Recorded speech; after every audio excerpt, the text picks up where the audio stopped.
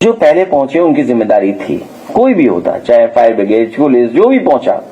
जब आप डायल 100 को बर्बाद कर दोगे, डायल 100 का काम था कि 5 मिनट के अंदर पहुंचेंगे आप। ये जान इसलिए गई है क्योंकि मुख्यमंत्री जी ने डायल 100 को बर्बाद कर दिया। डायल 100 को करप्शन पे चढ़ा दिया इन्होंने। कोई भी व्यक्ति, अगर याद हो आपको, लखनऊ की जब पहली खबर आई थी, किसी घर में कोई चोर या बदमाश घुस गए थे, 3 मिनट में पुलिस पहुंच गई थी या 4 मिनट में पुलिस पहुंची थी।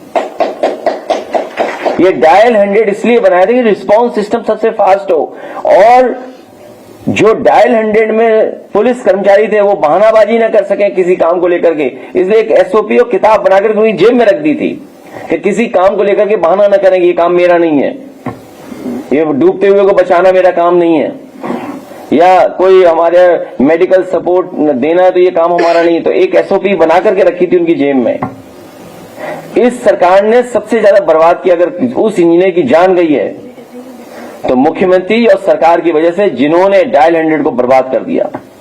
और सर, जो डिलीवरी बॉय ने उसको बचाने का प्रयास किया, उसका बयान अब बदलवाया जाए। और अब क्या करें, सीओ हटा दो नोएडा को। अरे सीओ नोएडा इसलिए हटाया, वो कुछ काम नहीं कर रहा होगा इनका मन का।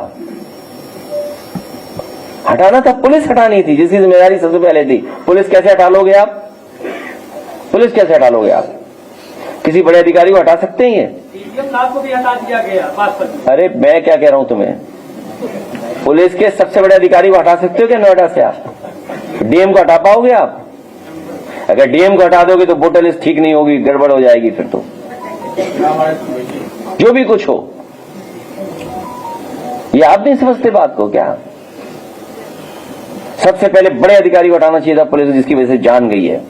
क्योंकि डायल 100 और एम्बुलेंस और तमाम ऐसे रिस्पांस सिस्टम होना चाहिए अर्बन एरिया में। किसने बर्बाद किया डायल 100 बताओ आप? इंजीनियर बेचारा खड़ा रहा, चिल्लाता रहा, पिता को फोन किया। सोचो क्या गुजरा हुआ उसके पिता पर कि फोन आया, मेरा बेटा जिंदा है, और बेटा चला गया, बचा नहीं पाए। सोचो, सामने जान चली गई उसकी। और फिर क्या कहते हैं कि वो शराब पिए था, ये कर रहा था, वो कर रहा था। ये बीजेपी का बहुत खराब चरित्र है। मैंने आपसे कहा कि गोमती जितनी गंदी है उतनी बीजेपी गंदी है।